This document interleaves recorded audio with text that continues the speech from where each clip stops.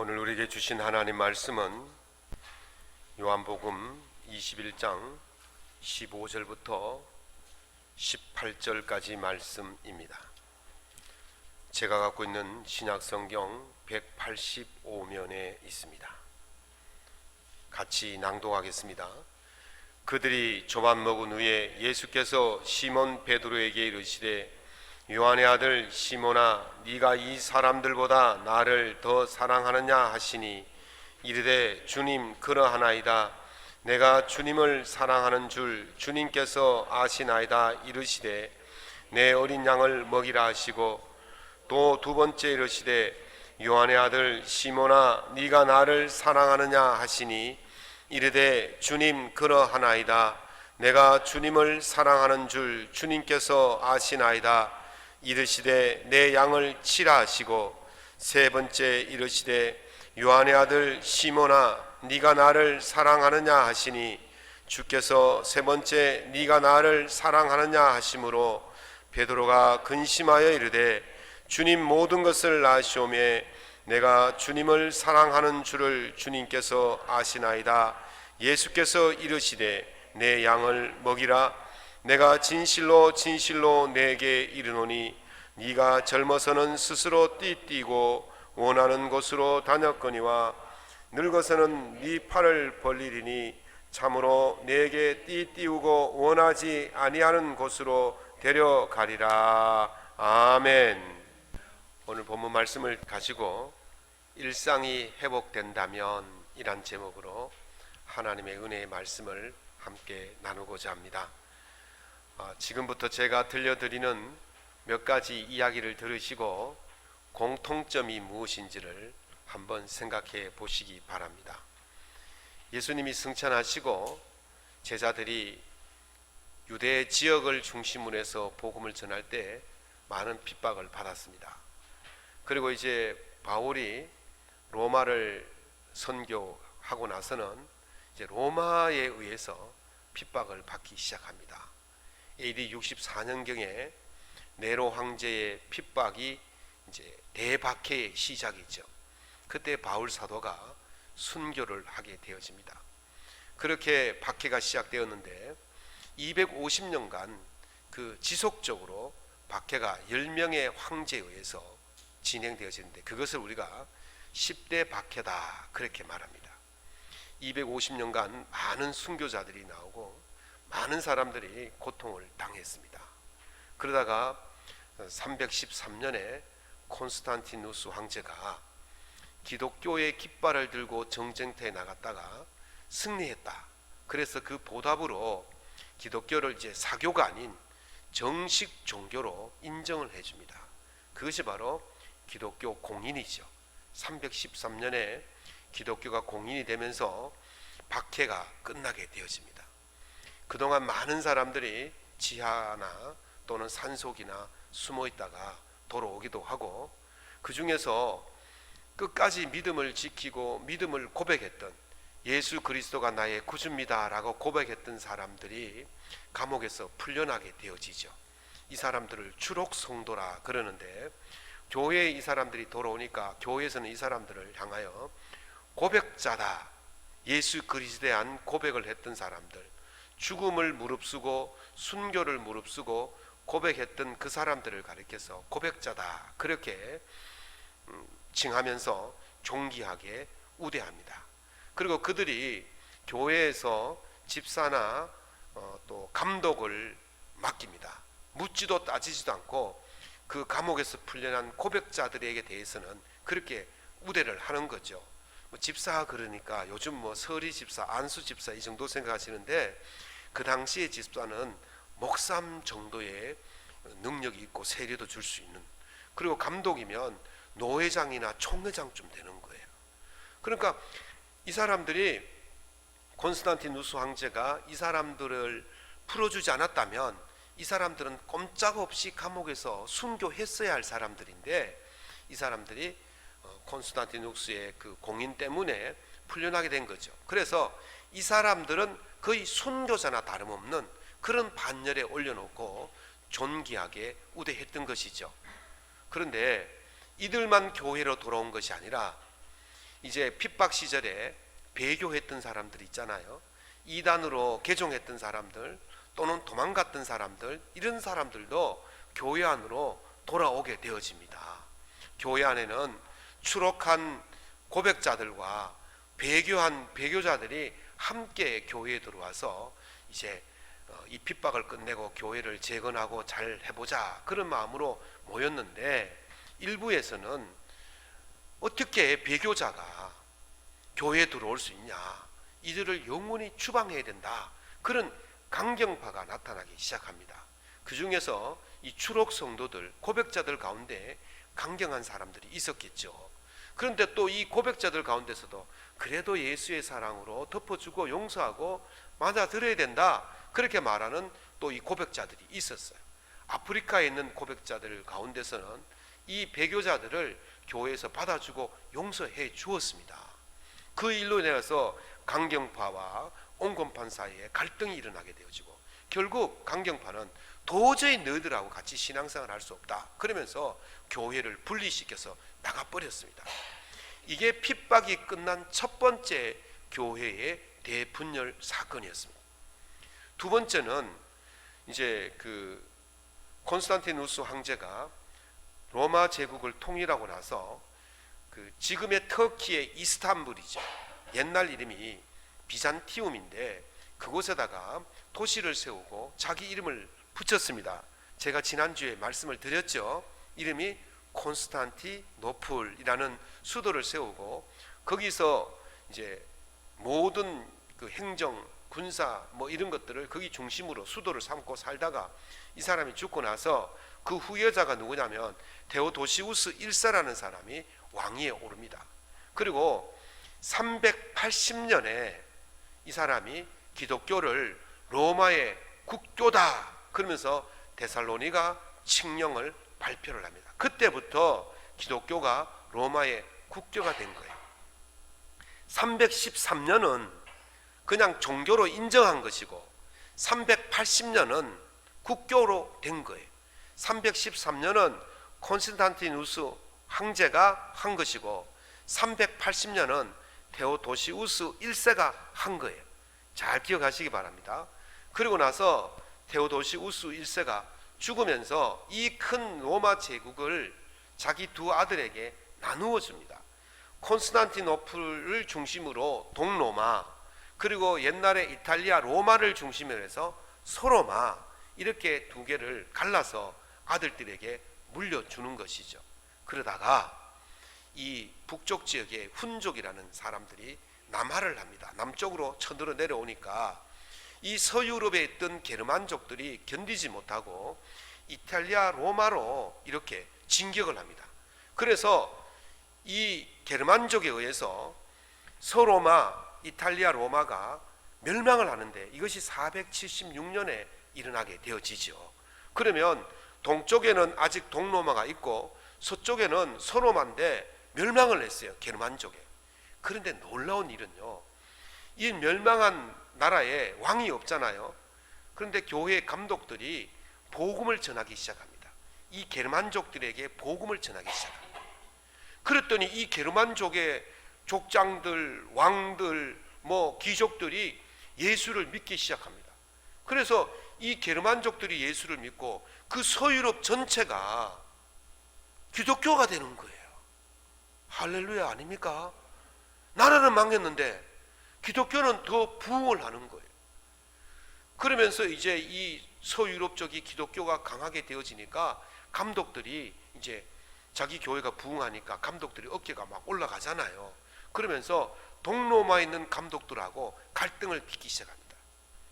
서로마의 감독이 더 높다, 우리는 베드로의 직계 제자다, 그러면서 그 자기들의 공로를 막 자기들의 지위를 더 높이는 거예요. 그런 문제로 갈등이 시작되어지는 거예요. 이것이 교회 분열의 씨앗이 된 거죠. 그 이후로 이런저런 많은 문제로 동쪽과 서쪽이 막 싸움을 하는 거예요. 동쪽 교회와 서쪽 교회가 싸움하고 그러다가 BC 600년경에 이제 이슬람이 막 부흥을 해가지고 이 소아시아, 예루살렘, 또 이집트, 아프리카까지 중동 지역 전체를 이 이슬람 지역이 다 빼앗아가 버렸어요. 이제 남은 거라고는 요 그리스, 마게도니아, 그리고 요 로마, 요 좀밖에 안 남았거든요. 서유럽 쪽에. 그렇게 지금 이 이슬람이 계속해서 공격이 가해지는 때에 누가 그것을 막아줬냐면 게르만족의 왕들이 이 이슬람 세력을 막아줬어요. 겨우 막아줬어요. 그런데요, 1054년에 동방교회와 서방교회가 분열을 하기 시작합니다.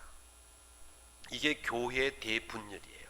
그래서 지금도 동쪽 동방교회와 서쪽 로만 가톨릭이죠. 이것은 완전히 분리되어서 더 이상 이제까지 결합이 없는 상태로 지나게 되어지는 겁니다. 게르만족의 침략과 이슬람의 침략을 겨우 막아낸, 그래서 겨우 안정을 찾은 그때에 교회가 크게 두 쪽으로 완전히 분열이 되었다는 것입니다. 세 번째 이야기를 들려드립니다. 우리나라는 1945년 8월 15일 일본의 무조건 항복으로 해방이 되었지 않습니까? 광복이 되었습니다. 그동안 일제 치하에서 많은 사람들이 고통을 받고 특별히 교회가 많이 순환과 핍박을 받았습니다. 일제가 교회를 핍박하는 이유는 두 가지입니다. 하나는 그 교회가 독립운동의 언상이었어요. 그래서 저들을 그냥 놔두면 계속해서 독립운동을 하니까 교회를 핍박하고 예배를 못 드리게 하고 잡아가두고 그렇게 한 거예요. 3.1절 3월 1일 3.1 만세운동 때는 제암리 같은 그런 교회 안에 교훈들을 다 잡아 넣어놓고 밖에다 문을 잠가놓고 불을 찔러서 다 태워 죽이는 그런 끔찍한 일도 저질렀던 사람들이 바로 저 일본이에요. 그리고 또 한 가지는 교회가 신사참배를 거부했어요. 신사참배를 거부하고 신사참배를 성도들이 하지 않고 많은 목사님들이 신사참배 거부하다가 감옥에 잡혀가서 두드려 맞고 고문당하다가 그 안에서 순교를 많이 했지 않습니까? 그 대표적인 분이 바로 주기철 목사님 아니십니까? 그렇게 모진 고난을 받고 핍박을 받던 교회가 1945년 광복이 되면서 감옥에 갇혀있던 그 성도들이 추록을 하게 되어집니다. 그래서 이 추록한 성도들이 교회를 재건해야 되겠다 그러면서 이제 재건 운동을 시작할 때에 또 누가 같이 있었냐면 신사참배를 했던 사람들, 또 도망갔던 사람들, 배교자들이 교회 안으로 돌아오기 시작하는 거예요. 그러니까 이제 그 추록 성도들하고 이 배교자 성도들하고 또 갈등이 일어나게 되어지는 거죠. 그래서 또 거기서도 강경파와 온건파가 갈등이 일어나면서 강경파 쪽에서는 추록 성도들 쪽에서는 도저히 너희들하고 같이 신앙생활 할 수 없다 그러면서 교회를 분리시켜 버렸습니다. 이게 우리가 말하는 지금 저기 고신 교단이죠. 그게 첫 번째, 대한민국 장로교가 첫 번째로 분열되는 계기가 바로 그 추록 성도와 비추록 성도 간의 갈등으로 인해서 분열이 된 거예요. 압박을 받다가 극복하고 안정을 찾을 즈음에 또 교회가 대분열이 일어난 것입니다. 자, 이제까지 제가 세 가지 이야기를 말씀드렸습니다. 이 세 가지 이야기의 공통점이 무엇이라고 생각하십니까? 무엇이죠? 분열이죠. 네, 분열이 맞습니다. 교회가 위기를 당하고 극복하고 안정을 찾고 분열이 나. 이게 한국 교회뿐만 아니라 세계 교회사의 사이클이었어요. 저는요, 이제 정부가 내일부터 단계적 일상 회복이라는 그 위드 코로나를 실시하겠다 그렇게 말을 합니다. 그래서 교회도 여기에 발맞추어서 정상화를 위한 준비와 기도를 해야 할 때가 온 것 같습니다. 그동안 교회는요, 코로나 방역 지침에 따라서 철저하게 방역하고 예배의 인원수를 제한하고 여러 가지 많은 어려움이 있었습니다. 때로는 완전히 문을 닫아서 예배 드리지 못할 정도로 그런 어려움을 겪기도 했습니다. 교회에서 이제 예배를 드릴 때에 이제 현장 예배라는 말이 처음으로 생겼지 않습니까? 듣도 보도 못한 생소한 현장 예배라는 것이 생겼습니다. 예배가 현장 예배가 따로 있고 영상 예배가 따로 있고 뭐 홀로 예배가 따로 있습니까? 예배는 다 같은 예배예요. 그런데 교회 와서 드리는 예배를 현장 예배다, 가정에서 영상으로 드리는 예배를 영상 예배다. 오늘 또 영상 예배로 드리는 성도들이 많이 계시는데 이렇게 하면서 이제 그 신학자들 간에 또는 목회자들 간에 현장 예배가 옳다, 영상 예배 드려도 된다, 이런 것이 한때는 논쟁이 있었어요. 그러다가 어떤 여론에 밀려서 지금은 조금 조용한데, 이게 이제 정상화가 되었을 때에 현장 예배를 고수했던 사람들과 또 영상 예배 또는 뭐 그동안 예배 안 드렸던 사람들이 교회로 돌아오게 되었을 때에 갈등이 일어날 수도 있다는 거죠. 현장 예배를 고수하는 사람들은 정부의 어떤 불이익을 감수하면서까지, 또 그런 코로나 감염의 위험을 감수하면서까지 나는 예배를 드렸다는 거예요. 나는 헌금도 했다는 거예요. 나는 봉사도 했고 교회 관리도 했다는 거예요. 그런데 너희들 말이지 위험하다고 또 벌금이 무서워서 숨어서 예배드리고 영상 예배드렸던 너희들은 뭐 했냔 말이지. 그러면서 갈등이 올 수도 있다는 거예요. 저는 그런 것을 보면서 교회가 가장 먼저 해야 될 일이 뭐냐, 이제 그 코로나 그 어둠이 끝나고 나서 교회가 정상적으로 또는 어디서든지 예배를 드릴 수 있을 그때가 왔을 때에 교회가 가장 먼저 해야 될 일이 뭐냐라는 것을 생각해 보는 것이 중요한 시점이다, 그렇게 생각해 봅니다. 이스라엘은요, 바벨론의 침공에 의해서 세 차례 침공에 의해서 완전히 멸망하게 되어집니다. 첫 번째 침공은 BC 605년에 그때 왕이, 이스라엘 왕이 여호야김이라는 왕이었습니다. 이름을 잘 기억하십시오. 여호야김씨입니다. 여호야김. 김이 왕이었는데 바벨론의 느부갓네살 왕이 쳐들어와서 항복을 받죠. 그때는 이 왕궁에 있는 보물, 성전에 있는 보물만 가져가고 귀족 출신 중에 똑똑한 애들, 왕족 중에 똑똑한 애들, 이런 애들만 데리고 갔어요. 그 중에 한 사람이 누구냐면 바로 다니엘이었습니다. 다니엘은 1차 바벨론 침공 때에 포로로 끌려간 소년이었습니다. 그것이 BC 605년에 일어났죠. 그리고 한 8년쯤 있다가 다시 느부갓네살 왕이 또 쳐들어옵니다. 그때 이스라엘의 왕이 누구냐면 바로 여호야긴입니다. 아까는 여호야김이었고 이번에는 여호야긴이죠. 그래서 이때도 쳐들어와서 보물들과 성전의 보물들을 다 빼앗고 왕족 또 귀족의 또 기술자들, 이런 사람들을 다 포로로 데려갔습니다. 그리고 또 11년이 지난 BC 586년에 마지막으로 3차 침공을 하는데, 이때 왕은 시드기야였습니다. 이때 와서 어떻게 했느냐 하면 완전히 예루살렘 성을 파괴시켜버립니다. 그리고 성전을 완전히 파괴시켜버립니다. 그 성전 앞에 있는 녹기둥 2개가 있거든요. 그 녹기둥 2개를 다 두드려 부수고 그 놋을 다 가지고 그 바벨론으로 데리고 갔습니다. 그리고 많은 사람들을 포로로 끌고 가면서 이제 예루살렘은, 이스라엘은 완전히 멸망하게 된 것이 바로 BC 586년의 사건이었습니다. 그런데 말이죠, 놀라운 것은 하나님께서 이런 일이 있을 것임을 미리 이사야 선지자나 예레미야 선지자나 또는 여러 선지자들을 통해서 예언하셨다는 거예요. 경고하셨다는 거예요. 특별히 이사야 선지자는 170년 전에 이 일을 이야기를 했어요. 히스기야 왕이 병이 들었다가 하나님께서 고쳐주셔서 나았을 때에 바벨론의 사신이 와서 문병을 했지 않습니까? 그때 이 사신이 왕궁 구경시켜 주십시오. 그러니까 이 히스기야 왕이 보여주지 말아야 할 왕궁의 그 비밀스러운 무기와 보물들을 다 보여준 거예요.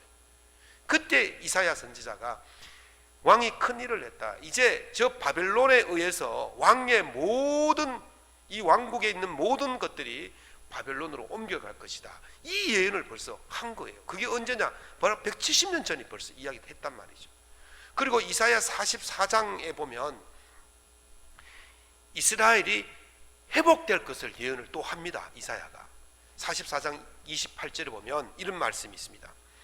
하나님께서 고레스에 대하여 이르기를 내 목자라, 그가 나의 기쁨을 성취하리라 그랬어요. 고레스가 누구냐면요, 바벨론을 멸망시킨 왕이 바로 고레스예요. 바벨론이 있고 그 바벨론 옆에 보면 바사라는 나라가 있어요. 지금의 페르시아거든요. 근데 그 페르시아는 아주 그 당시만 해도 작고 보잘것없는 나라였고, 바벨론이 대왕국이 되었을 때 페르시아는 정말 보잘것없는 나라였어요. 그런데 이사야가 그 예언을 하는 거예요. 고레스가 일어나서 바벨론을 멸망시키고 하나님의 기쁨을 성취하리라, 그렇게 예언을 했단 말이죠. 그러니까 고레스가 일어날 때의 그까지 시간은 얼마나 걸리느냐면요, 70년이 걸리는 거예요.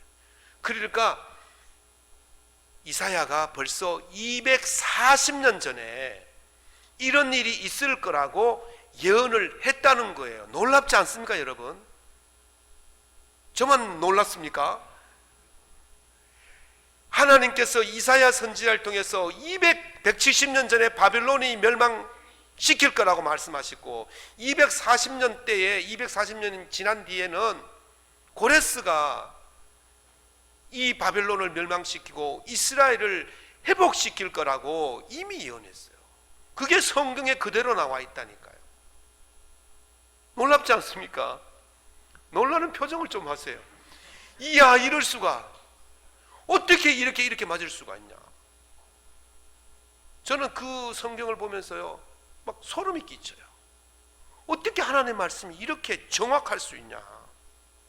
그리고 이사야 45장 1절과 4절에 보면 여호와께서 그의 기름을 받은 고레스에게 말씀하시되, 내가 나의 종 야곱과 나의 택한 이스라엘을 세우기 위해서 너를 택하였다 그랬어요. 네가 나를 알기도 전에 내가 너를 불렀다, 그렇게 말씀하십니다. 왜 불렀느냐? 44장 28절에 다시 보면 이스라엘의 예루살렘 성을 중건하고 예루살렘 성전의 기초를 놓게 하기 위해서 내가 너를 불렀다. 할렐루야. 벌써 240년 전에 이런 일이 있을 거라고 하나님께서 이사야 선지자를 통해서 예언하셨다는 거예요. 그 예언대로 이스라엘 백성들이 3차에 걸쳐서 돌아오게 되어집니다. 첫 번째 돌아오는 것이 BC 536년에 스룹바벨이라는 총독의 그 지휘하에서 돌아와서 한 일이 뭐냐면 성전을 재건하는 일을 합니다. 고레스 왕이 너희들 돌아가서 성전을 재건하라 그러면서 왕궁에 있는 보물들을 다 주는 거예요. 성전 재건하라고. 놀랍지 않습니까? 제가 오늘 놀랍지 않습니까? 말을 한 100번 해도 괜찮아요. 놀라운 일이에요. 어떻게 그 식민지 국가의 성전을 건축하라고 이 지배자가 자기 왕궁에 있는 보물들을 다 내줍니까? 어떻게 이런 일이 일어날 수 있습니까? 놀랍지 않습니까? 한 10번쯤 했는 것 같은데 정말 놀라운 일이에요. 그래서 성전을 재건하는데 그쪽에 또 지역에 살고 있던 사람들이 반대가 막 심했어요. 그래가지고 이 성전이 아수에로 왕 시절에는 성전 재건이 중단이 되어지고 그 다리오 왕 때까지 성전이 중단되어졌다가 다시 편지를 보내서 다리오 왕이 역사를 살펴보니까 우리의 손조 고레스가 지시했는 거네. 그래서 허락을 해주는 거예요. 그래서 성전이 재건되어져요. 그래서 그거 기간이 한 78년 정도 걸렸어요. 그래서 2차 이제 기환이 일어나게 되었죠. 그로부터 78년 지난 뒤에 458년경에 이제 2차 기환이 일어났는데 그때 데리고 온 사람이 누구냐면 바로 에스라라는 학사였어요. 에스라가 이 사람들을 데리고 돌아와서 한 일이 뭐냐면 성전의 그 모자라는 물품을 보충해 주었고 또 성전의 그 봉사자들이 모자란 것을 보충해 줬어요. 그러니까 그리고 나서 했는 일이 뭐냐면 영적 회복 운동을 했어요. 잘 보십시오. 성전을 재건하고 그 다음에 두 번째로 한 일이 성전에 필요한 물품과 성전의 봉사자들을 보충하고 그 다음에 영적 회복 운동을 했다는 거예요. 그 다음에 이제 3차로 13년이 더 흐른 뒤에 BC 445년에 느헤미야가 인도해서 3차로 이제 귀환을 하게 되어집니다. 그때 돌아와서 했는 일이 뭐냐면 예루살렘 성벽을 재건한 거예요. 차례를 보십시오. 첫 번째 뭘 했습니까? 예루살렘 성전을 재건했고, 그래서 이 성전을 스룹바벨이 지었다고 해서 스룹바벨 성전이라고 말합니다. 첫 번째 성전은 솔로몬 성전이고 두 번째 성전은 스룹바벨 성전이에요. 그렇게 성전을 재건했고, 두 번째 뭐였습니까? 성전에 필요한 것을 보충했고 영적인 회개운동, 회복운동을 했어요. 세 번째 뭐였습니까? 세 번째 자기들이 살 성벽과 집을 지었다는 거예요. 이게 시간이 좀 오래 걸렸습니다만은 전체적으로 놓고 봤을 때 세 가지로 압축하죠. 성전 재건, 성전과 영적 회복운동, 세 번째는 성벽 재건, 이렇게 했다는 것입니다. 그런데요, 이 일을 할 때에 그 스룹바벨이나 에스라나 느헤미야가 잘잘못을 따지지 않았어요. 가장 중요한 일이 뭡니까? 성전을 재건하고 영적으로 회복하는 일이에요. 그 일에 대해서 힘을 모으고 총력을 기울였던 거예요. 이스라엘 백성들이 70년 동안 가나안 땅에 포로로 있었지 않습니까? 70년 동안 포로로 있었으면 2세대예요. 2세대. 아들이 잡혀갔으면 그 아들의 아들이 돌아오는 거예요. 그러니까 70년 동안 그곳에 살고 있으면 어떤 일이 벌어집니까? 바벨론의 문화, 바벨론의 종교, 바벨론의 교육을 받고 이 사람들이 살게 되어지기 때문에 모국어도 잊어버릴 만큼 되는 거예요. 그러니까 얘들이 그쪽에서 바벨론 쪽에 있는 그 삶을 살던 애들이 뭐 신앙이 제대로 잡혔겠습니까? 그런데 이들이 포로에서 귀환했을 때에 그걸 묻지 않았다는 거예요. 네가 바벨론에서 어떻게 살았든지, 네가 바벨론에서 무엇을 했든지 그게 중요한 게 아니라는 거예요. 지금 우리가 하나님 앞에서 영적으로 회개하고 힘을 합쳐서 하나님의 무너진 제단을 수축하고 하나님의 무너진 성전을 재건하고 하나님께 무너진 예배를 드릴 수 있는 그게 가장 우선시되어지고 중요한 일이라는 것을 이야기해 주고 있는 사실입니다. 사랑하는 성도 여러분, 현장 예배를 고수했든지 아니면 이 기회다 싶어서 좀 세상으로 도망가 있었든지 아니면 영상 예배로 드렸든지 무엇을 했든지 간에 이 코로나가 끝나고 일상으로 회복되었을 때에 하나님 앞에 나와서 예배를 드린다면 우리는 그것을 다 사랑으로 받아 주어야 할 줄로 믿습니다.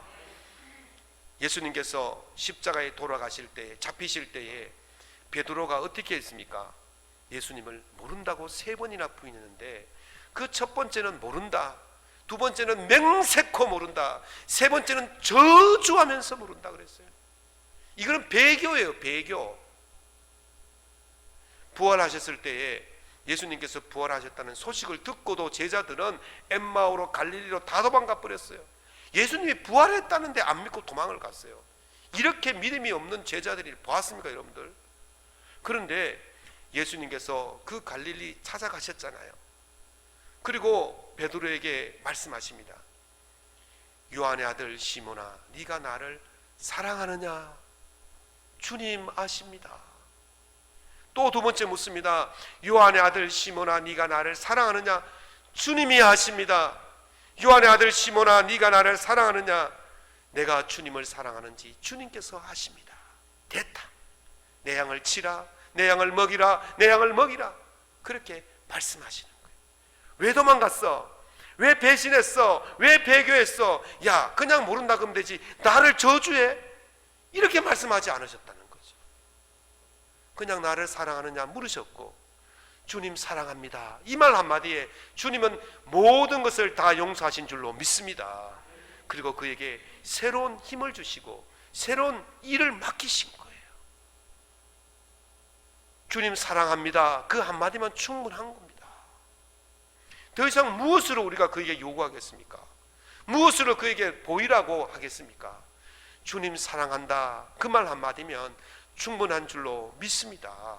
사랑하는 성도 여러분, 혹 우리 마음속에 나는 현장 예배를 고수했고, 나는 교회를 지키고 관리했고, 이런 것에 있어서 나는 철저했고, 불이익을 감수했고, 그래서 나는 더 우월하다, 그런 마음이 있을 수 있어요. 그거 참 귀한 일입니다. 남들 다 도망갈 때 그 교회를 지키는 일 참 귀한 일이고 귀한 일입니다. 그렇다 할지라도 도망갔던 사람들이 돌아왔을 때 예수님께서 그에게 물으시고 그가 사랑합니다라는 그 대답 한마디로 모든 것을 다 맡기셨던 것처럼, 그가 돌아와서 예수님 사랑합니다 그 말 한마디면 충분할 줄로 믿습니다. 다 용서하시고 다 사랑으로 품어주시는 거예요. 이게 일상으로 돌아왔을 때에, 회복되었을 때에 교회가 가장 먼저 해야 될 일인 것입니다. 그렇지 않으면 교회는 내가 처음에 말씀드렸던 그런 분열의 역사가 또 일어나게 되어지는 거예요. 작게 크게 우월감을 가지고 살면 상대방을 멸시하고 무시하고 그렇게 할 수밖에 없는 것이고, 그러면 분리될 수밖에 없는 아픔을 겪게 되어지는 것입니다. 한국 교회가 가장 먼저 해야 될 일이 뭐냐? 일상으로 회복되었을 때 가장 먼저 해야 될 일이 뭐냐 하면 바로 예배를 회복하는 일인 줄로 믿습니다. 두 번째는 영적으로 우리가 각성하고 회개하고 주님 앞에 바로 서는 일이고, 그리고 들어온 자들, 새롭게 오는 자들 또는 도망갔던 자들이 들어왔을 때에 그들을 사랑으로 맞이하는 일이 되어야 할 줄로 믿습니다. 사랑합니다, 주님 사랑합니다, 그 한마디면 충분합니다. 그런 마음으로 살아가시고, 그래서 저와 우리 모든 공동체 회원들이 이런 노래를 했으면 좋겠습니다. 전인권 씨의 노래 중에 걱정하지 말아요 그대라는 노래가 있지 않아요? 그 마지막 소절에 보면 이렇습니다. 그대여 아무 걱정하지 말아요. 우리 함께 노래합시다. 아픈 기억들 모두 그대 가슴에 깊이 묻어버리고, 그대 너무 힘든 일이 많았죠. 새로움을 잊어버렸죠. 슬픈 애기 모두 그대 탓으로 훌훌 털어버리고 우리 다 함께 노래합시다. 새로운 꿈을 꿉시다. 다시 하겠습니다. 우리 다 함께 새로운 꿈을 꿉시다. 주님께서 우리를 사랑하신 그 사랑의 마음을 가지고 우리 동료들, 이웃들 다 사랑하는 마음으로 품고 새로운 꿈을 꾸고 주님의 나라를 향해서 달려갈 수 있는 저와 여러분 될 수 있기를 예수님 이름으로 축원합니다.